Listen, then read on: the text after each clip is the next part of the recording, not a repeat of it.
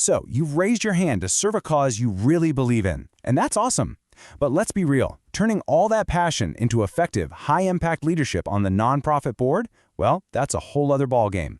In this explainer, we're going to break down exactly what you need to know to hit the ground running. Okay, let's get right to it. You've been to a meeting or two, maybe you're looking at all these reports and thinking, okay, what am I actually supposed to be doing here? Hey, you're not alone. That feeling is super common. But don't worry, we've got you. We're about to lay out a clear roadmap to help you make a genuine difference. All right, so here's our game plan. We're going to start with the big picture stuff, the governance blueprint. Then we'll dive into where the real work gets done, the committees. After that, we'll get you totally comfortable with the financials, and finally, we'll wrap it all up by talking about your most important job as a board member. First things first, governance. And no, this isn't just some boring stuff about rules and bylaws, okay?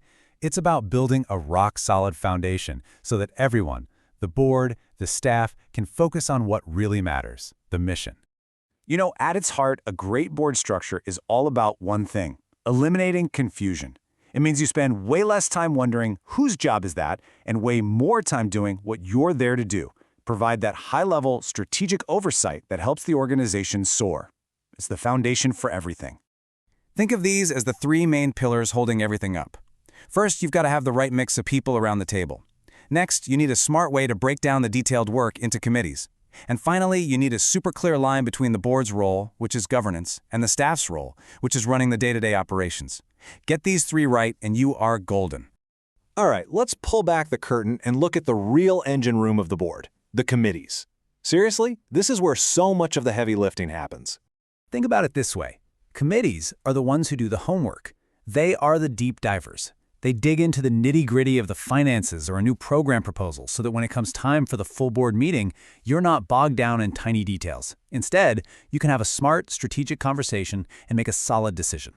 So you'll generally see two main types of committees. You've got your standing committees. These are the permanent ones, your workhorses, like the finance committee. Then you have ad hoc committees. Think of these like a special ops team, assembled for one specific mission, like a CEO search. And once the mission's done, they disband. Here's a quick look at the usual suspects you'll find. The executive committee is there for those urgent, can't-wait decisions. Your finance committee, well, they're the financial watchdogs. The governance committee makes sure the board itself is running well. And the development committee is all about bringing in the resources to fuel the mission. Each one plays a critical part. Now, I want you to pay close attention to this because it's a huge potential pitfall. The executive committee is there for emergencies, right? But it should never become a board within a board that makes all the important calls, leaving the rest of you to just rubber stamp their decisions. Real governance means the whole board is wrestling with the big questions together. Okay, let's shift gears and talk about the F word, financials. I know, this is the part that can make new board members a little nervous, but I promise we're going to make this super simple, starting with the single most important report you need to understand. The best way, and I mean the absolute best way, to think about this statement is as a photograph. It's not a movie showing how money moved over the whole year. It is a single snapshot of your organization's financial health on one specific day. What you own, what you owe, and what's left over. That's it. So, on one side of this photo, you've got your assets. This is all the stuff the organization owns. Some of it is current assets, like cash you can use right away. And some of it is long-term assets, like a building or a van that helps you do your work for years to come. And on the other side, that's your liabilities. It's just a fancy word for what the organization owes. Current liabilities are the bills you have to pay pretty soon, within a year. And long-term liabilities are things like a mortgage that you'll be paying off over time. Now here's the magic. When you take what you own and subtract what you owe, what's left over is your net assets. This is your organization's financial cushion. But, and this is a really big but, it's crucial you know the difference between funds without donor restrictions, which are flexible, and funds with restrictions, which are legally tied to a specific purpose a donor wanted. All right, enough with the theory, right? Let's get our hands dirty and see how this all works in the real world. We're going to do a quick financial health check on a sample nonprofit. So here are the top-line numbers for our made-up community impact nonprofit. Don't get lost in the weeds just yet. Just take a quick glance. You can see that pretty much everything went up from 2023 to 2024. At first glance, that seems pretty good, right? But an effective board member digs a little deeper. So the first quick health check we can do is something called the current ratio. It sounds complicated, but it's not. You just take your current assets, the cash you have on hand, and divide it by your current liabilities, the bills you have to pay soon. And look at that, 3.86. Now, to put that in perspective, anything over 2.0 is considered very healthy. So this organization is in a great short-term cash position. Now, this slide is where you can see how a really effective board member thinks.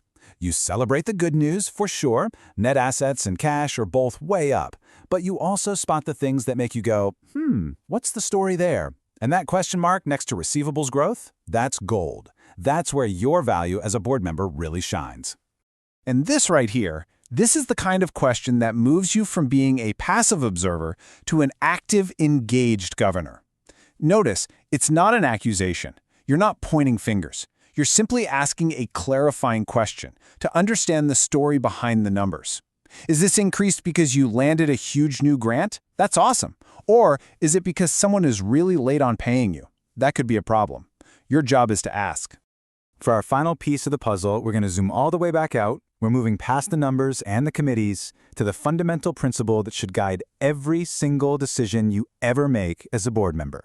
And that is the duty of loyalty. This isn't just a nice idea, folks. This is a legal and ethical bedrock. It simply means that when you're in that boardroom, the organization's interests come first, period. Your personal interests, your professional interests, they all take a back seat to the mission. So let's make this really practical.